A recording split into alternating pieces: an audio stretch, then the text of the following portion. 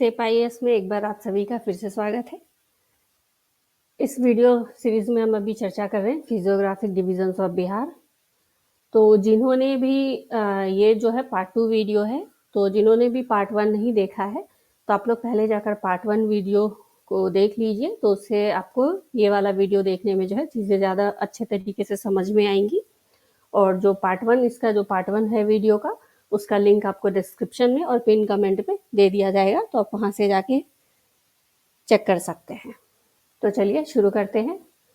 एक quick revision ले लेते हैं हम लोग, तो हमें इस वीडियो को समझने में आसानी होगी।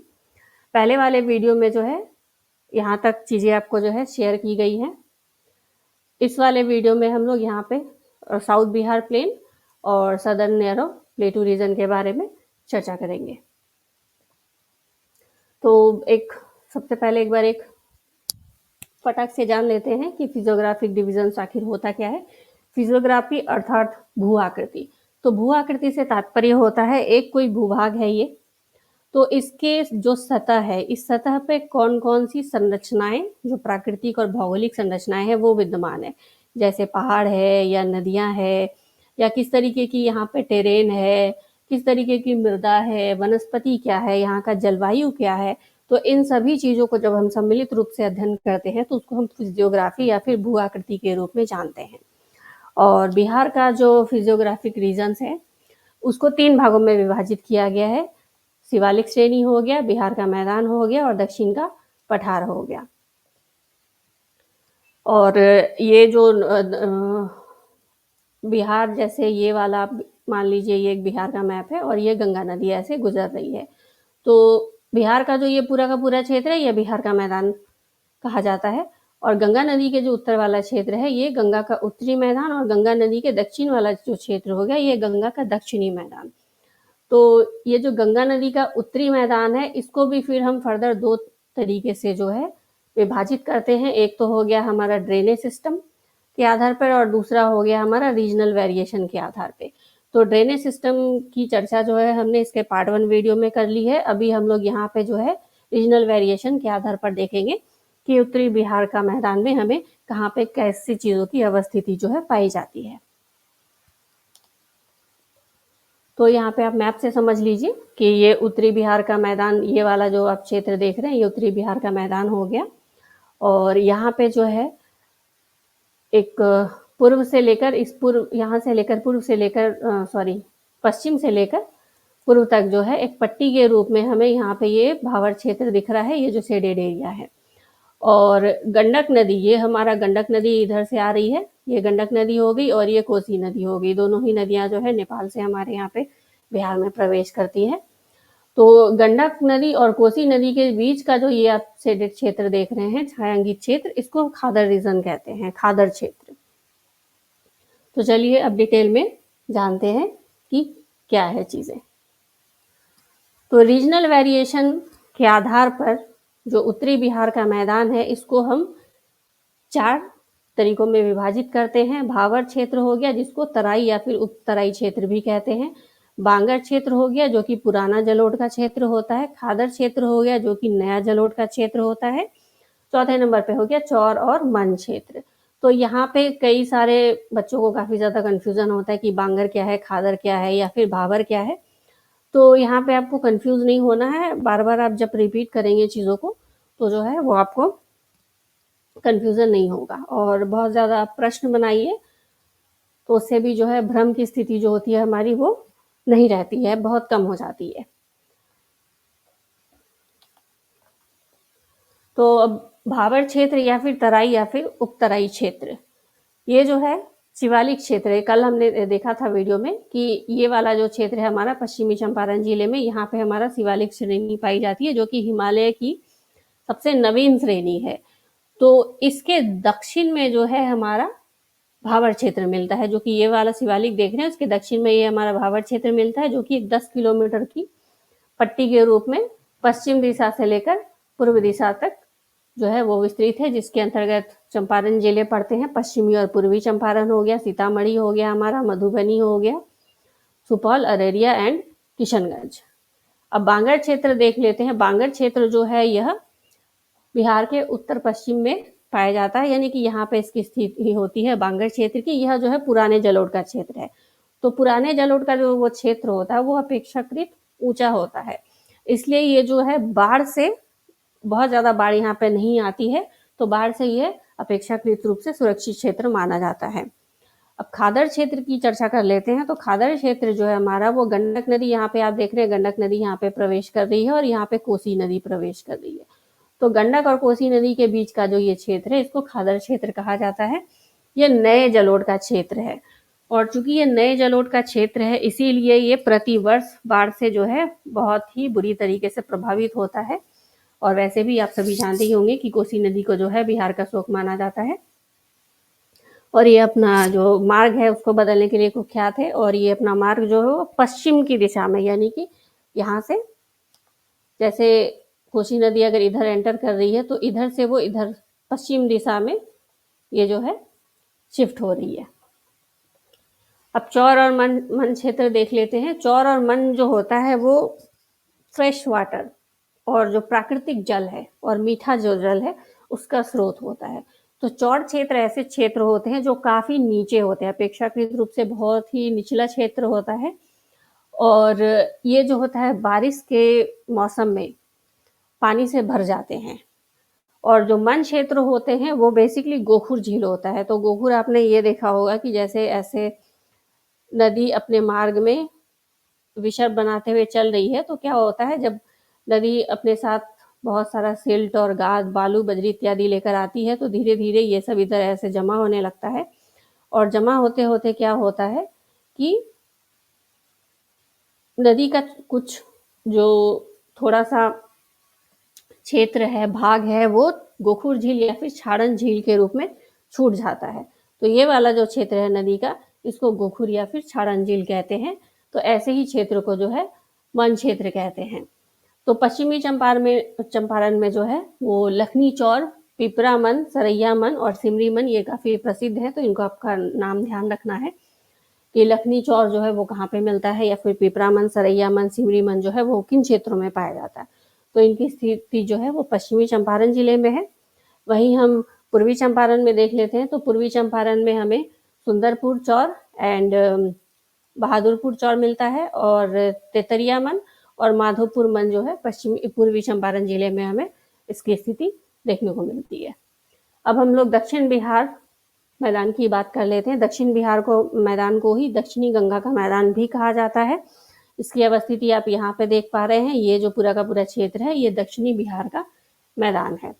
ये जो है ऑलमोस्ट त्रिभुजाकार है, और ये कंपैरेटिवली अगर बिहार के बाकी क्षेत्र से हम लोग तुलना करें, और इस मैदान से विशेषकर अगर हम तुलना करें उत्तरी बिहार के मैदान से, तो ये अपेक्षाकृत रूप से ज़्यादा स्टेबल यानी कि स्थिर भूमि मानी जाती है।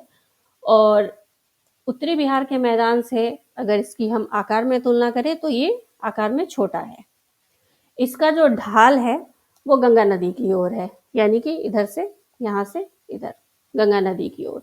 तो ये हो गया आपका दक्षिण से उत्तर की ओर। और हमने उत्तर बिहार मैदान का जो है ढाल देखा था, वो हो गया हमारा उत्तर से दक्षिण या फिर इधर नॉर्थ वेस्ट से साउथ ईस्ट की ओर। तो यहाँ पे आपको कंफ्यूज नहीं होना है। और ये जो हमारा दक्षिणी बिहार का मैदान है, इस क्षेत्र की बात हो रही है। दक्षिणी बिहार का जो मैदान है, ये जो पश्चिम में आप देख रहे होंगे, यहाँ पे इस वाले क्षेत्र में ये काफ़ी चौड़ा है, और जैसे जैसे हम आगे बढ़ते जाते हैं इसकी जो चौड़ाई है वो कम होता जाता है और ये काफ़ी नैरो होता जाता है। तो अगर ये पूछा जाए कि दक्षिणी बिहार का मैदान जो है उसकी चौड़ाई सर्वाधिक कहाँ पे है, तो इसका उत्तर होगा पश्चिम की ओर जो है इसकी चौड़ाई सर्वाधिक है। और जैसे जैसे हम पश्चिम से पूर्व की ओर दक्षिणी बिहार के मैदान में बढ़ते जाते हैं, इसकी चौड़ाई जो है वो घटती जाती है। अब जहानाबाद, नालंदा और मुंगेर जिलों में जो है कुछ रेसिडुअल हिल्स यानी कि जो अवशिष्ट पर्वत है वो पाए जाते हैं। यानी कि ये वाला जो क्षेत्र हो गया हमारा, यहाँ पे जो है रेसिडुअल हिल यानी कि अवशिष्ट पर्वत। तो रेसिडुअल हिल्स यानी कि अवशिष्ट पर्वत ऐसे पर्वत होते हैं जिनका कि बहुत ही ज़्यादा जो स्वरूप है, मूल स्वरूप है, वो अपर्दन की शक्तियों द्वारा जो है नष्ट हो चुका है। तो ये अब काफ़ी ज़्यादा परिवर्तित हो चुके हैं, अपने मूल स्वरूप में नहीं है, बहुत ही ज़्यादा टूट-फूट गए हैं। तो ऐसे पर्वत जो होते हैं इनको अवशिष्ट पर्वत या फिर रेसिडुअल हिल्स कहते हैं।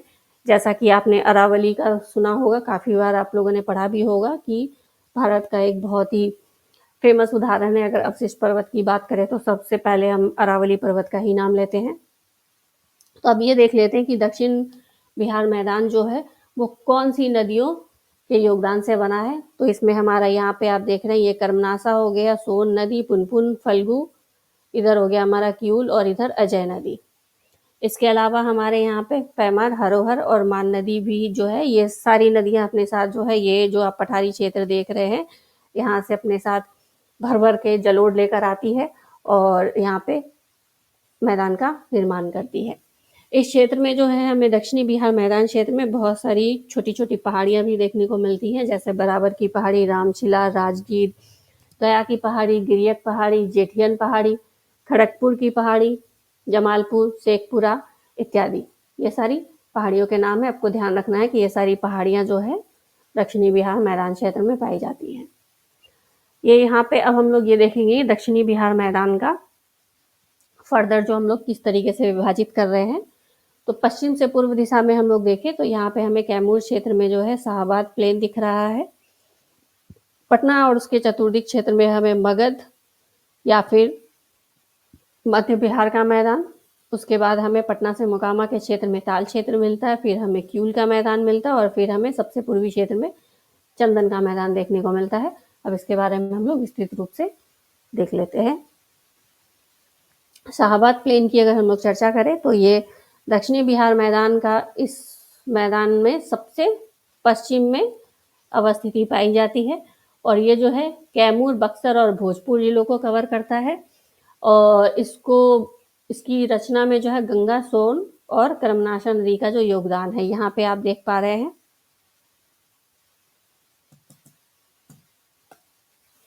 यहाँ पे आप देख पा रहे हैं, यहाँ पे ये होगी हमारी कर्मनाशा नदी, यहाँ पे हमारा सोन नदी और यहाँ पे ये हो गया हमारा गंगा नदी। तो इन तीनों नदियों का योगदान से जो है ये शाहाबाद का मैदान बना हुआ है।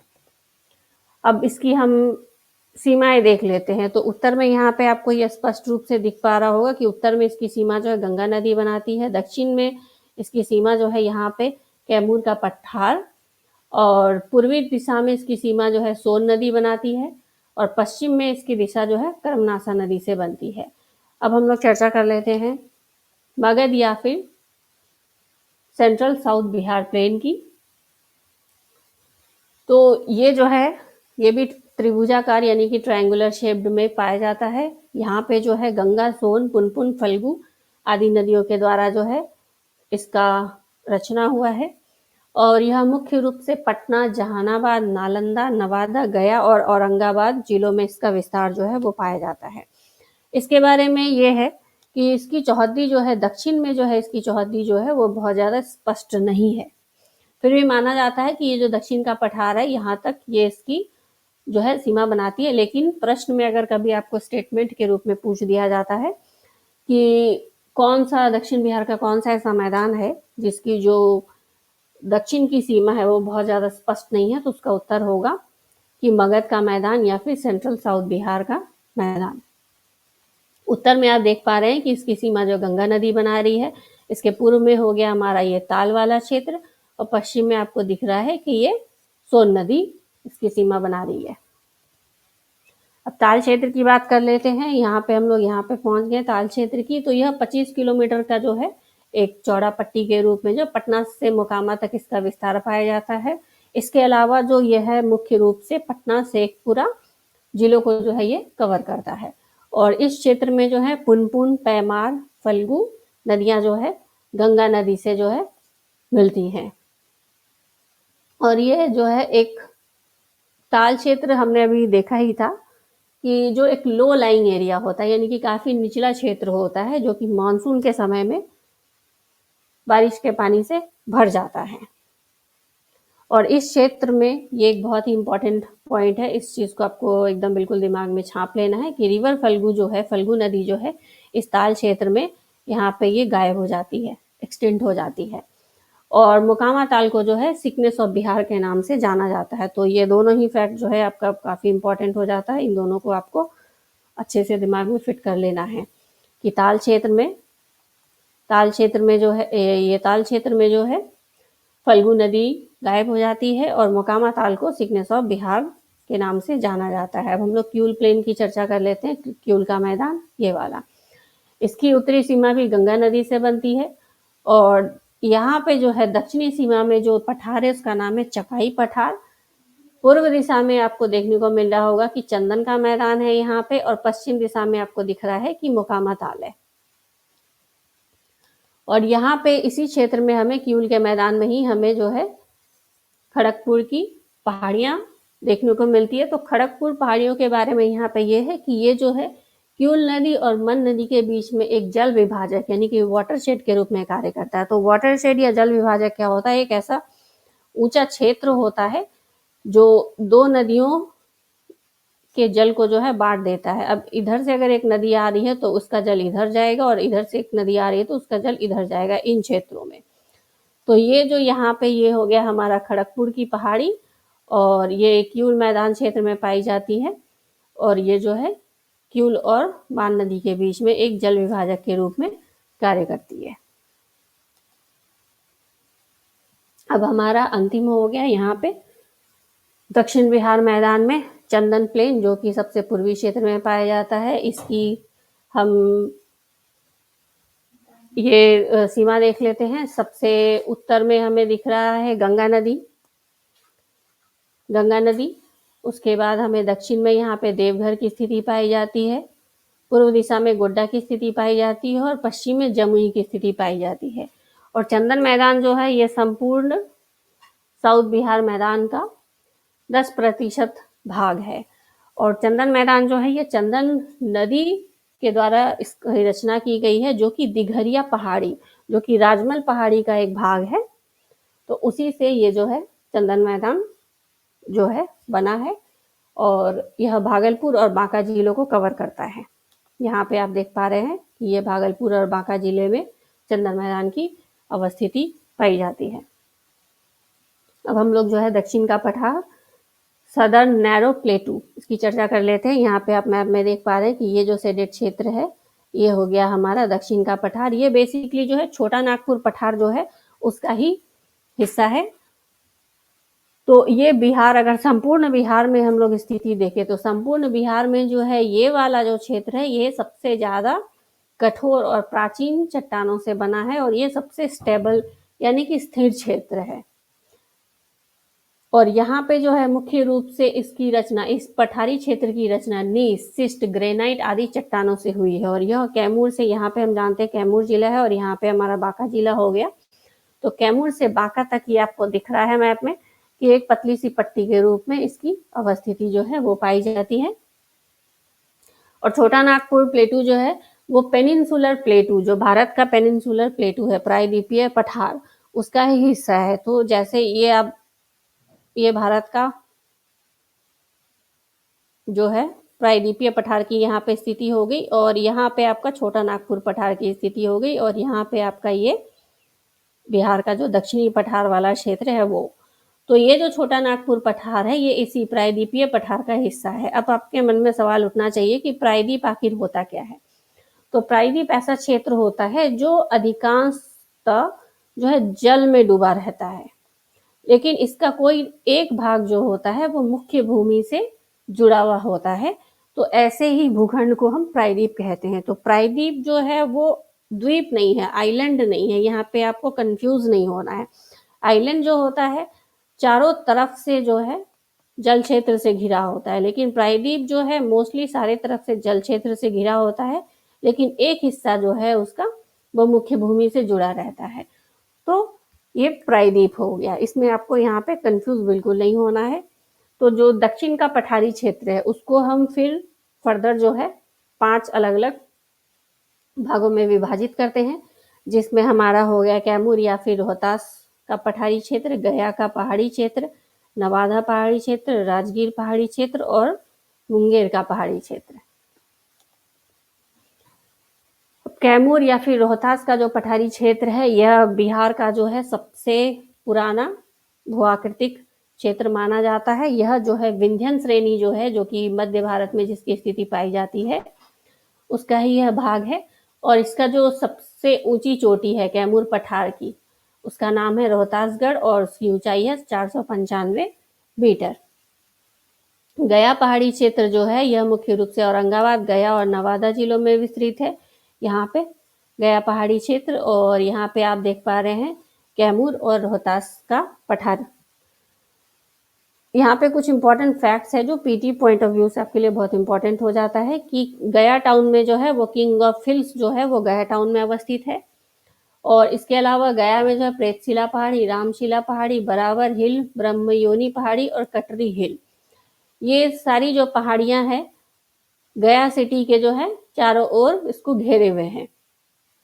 गया नवादा जिला में हम देखें तो जो गिद्धौर पहाड़ियां हैं वो गया नवादा जिले की सीमा बनाती हैं, गिद्धौर पहाड़ियां। और गया जहानाबाद जिले की सीमा बनाती है बराबर और नागार्जुन पहाड़ियां। अब नवादा क्षेत्र की बात करते हैं हम लोग, नवादा पहाड़ी क्षेत्र की। यह मुख्य रूप से इसका विस्तार जो है नवादा में ही मिलता है। यहाँ पे ये बहुत ही इंपॉर्टेंट फैक्ट है, इस पे आप लोग 15-20 स्टार बना लीजिए और दिमाग में बिल्कुल छाप लीजिए कि मोहना और ककोला जलप्रपात जो है वो नवादा के पहाड़ी क्षेत्र में ही पाए जाते हैं। और ये बीपीएससी का one of the favourite question है, काफी बार पूछा गया है कि ककोला जलप्रपात जो है वो कहाँ पे पाया जाता है, तो नवादा जिले में पाया जाता है। इसको आपको बिल्कुल दिमाग में एकदम छाप लेना है। इसके अलावा नवादा में जो है कुछ पहाड़ियां हैं जिनके नाम जो है ऋषि मुनियों के नाम पे रखे गए हैं, जैसे दुर्वासा ऋषि पहाड़ी हो गया, इसके बाद हो गया आपका श्रृंगिरखी पहाड़ी, उसके बाद हो गया आपका महाबार पहाड़ी। राजगीर पहाड़ी क्षेत्र की बात कर लेते हैं तो इसकी जो स्थिति है वो गया और नालंदा में पाई जाती है। यहाँ पे हम लोग इस क्षेत्र की बात कर रहे हैं। यह मुख्य रूप से क्वार्टजाइट और स्लेट चट्टानों से बना हुआ है। और शांति स्तूप की बात हो रही है तो वो विपुलगिरी चोटी के पूर्व दिशा में पाया जाता है। विपुलगिरी चोटी, यहाँ पे अगर ये विपुलगिरी चोटी है तो इसके पूर्व में यहाँ पे शांति स्तूप की अवस्थिति है।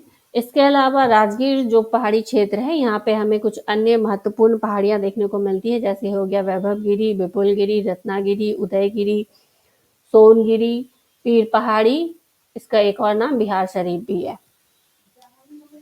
अब मुंगेर पहाड़ी क्षेत्र की बात हो रही है, ये इस क्षेत्र की बात हो रही है। तो यहाँ पे ये जो है जमुई और मुंगेर जिलों में विस्तृत है। यहाँ पे सबसे प्रसिद्ध खड़गपुर पहाड़ी, कई बार आपने नाम सुना होगा, जहाँ पे गर्म जल के सोते पाए जाते हैं। इसके अलावा यहाँ पे सात पहाड़ी और गिद्धेश्वर पहाड़ी भी मिलती है। तो इसी के साथ ही हमारा ये वीडियो ट्यूटोरियल समाप्त होता है। ऐसे ही महत्वपूर्ण जानकारियों के साथ हमारे साथ बने रहें। Thank you so much.